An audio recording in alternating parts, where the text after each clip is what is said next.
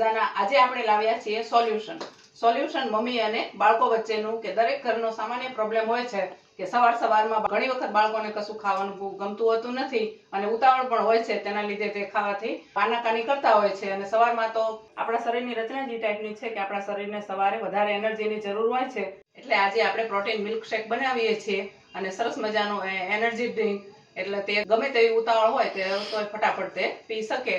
તો ચાલો આપણે તેને પ્રોટીનના ખજાનાથી ભરપૂર એવું સરસ મજાનું પ્રોટીન મિલ્કશેક બનાવીએ. આજે આપણે પ્રોટીન મિલ્કશેક બનાવીએ છીએ સરસ મજાનું એનર્જી ડ્રિંક. તેમાં આપણે અળસી લેવાની છે, સિંગદાણા લેવાના છે, કાજુ બદામ, બધામાં પ્રોટીનનો ખજાનો, ભરપૂર ખજાનો. એવું સરસ મજાનું સવારે ખાલી પેટ હોય ત્યારે આ 1 ગ્લાસ પીવો જરૂરી હોય છે. બાળકોને ખાસ કરીને તેમના વિકાસ માટે ખૂબ બધી આવશ્યક હોય છે, એટલે સવારમાં બીજો નાસ્તો ન કરે તો પણ ચાલે અને એક ભરપૂર સરસ મજાનું સારું આપણે બાળકોને ખવડાવ્યાનો પણ આપણને સંતોષ થાય. પ્રોટીન મિલ્કશેક બનાવવા માટે આપણે 2 ટેબલ સ્પૂન સિંગદાણા કાચા લઈ લીધા છે અને આ છે ફ્લેક્સીડ એટલે કે અળસીના દાણા નાના હોય છે પણ પ્રોટીનથી ભરપૂર હોય છે, એટલે આપણે અળસી મુખવાસમાં તે બધે ખવાતી જ હોય છે તે અળસી લઈ લેવાની છે. અળસી તમે બજારમાં લેવા જાઓ ત્યારે તમારે ખાસ ધ્યાન રાખવાનું કે બને ત્યાં સુધી કાચી અળસી લેવાની. તે લોકો ઘણી વખત જ્યારે મુખવાસની અળસી હોય તે શેકેલી હોય, તેના પર હળદર મીઠાનું પડ ચડાવેલું હોય, તે અળસી આપણે લેવાની નથી. તેને ખાસ એમ કહેવાનું કે ભાઈ મારે દૂધમાં નાખીને પીવાની છે એટલે મને કાચી અળસી આપો. એટલે કાચી અળસીનો કલર આ ટાઈપનો આવે અને હળદર મીઠાવાળી થોડીક પીળાશ પડતી હોય એટલે એ લેવાની નથી આપણે. અને બદામ લેવાની છે, કાજુ લેવાની છે. કાજુ બદામ બિલકુલ ઓપ્શનલ છે, પણ આ 2 વસ્તુ જો તમે લેવો અને વધારે માત્રામાં પાવડર કરીને સ્ટોર કરી રાખો અને 1-2 ચમચી તમે દૂધમાં, આપણે અડધો ગ્લાસ દૂધ લેવાનું છે અને એક આપણે કેળું લેવાનું છે. ચાલો આપણે બનાવવાની શરૂઆત કરીએ. હવે આ બધાને આપણે 1 થી 2 મિનિટ માટે રોસ્ટ કરી લેવાના છે.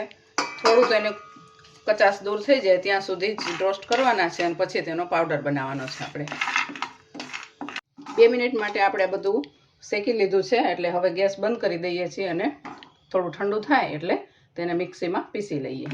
આપણે પીસી લીધો છે. પાવડર પીસતી વખતે ખાસ ધ્યાન રાખવાનું છે કે તે વધારે પીસાઈ ન જાય, આવી રીતે આપણે અધકચરું તેને પીસી લેવાનું છે. હવે આપણે અડધો ગ્લાસ દૂધ લઈ લેવાનું છે અને તેને મોટા બાઉલમાં નાખવાનું છે, જેમાં આપણે જ્યુસ બનાવતા હોઈએ છીએ.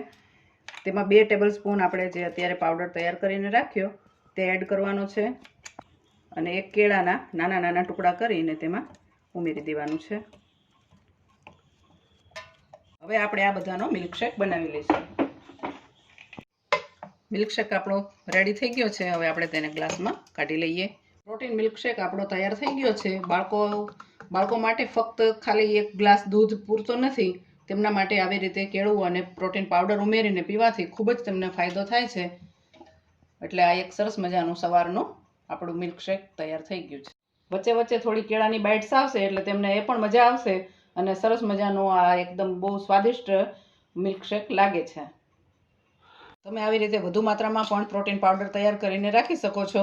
કોઈ પણ આપણે મીઠાઈ બનાવવાની હોય, ખીર બનાવવાની હોય તો આ 2 ચમચી એડ કરવાથી તેનો સ્વાદમાં પણ વધારો થાય. એટલે આવો પાવડર તમે એરટાઇટ જારમાં તમે સ્ટોર કરી શકો છો.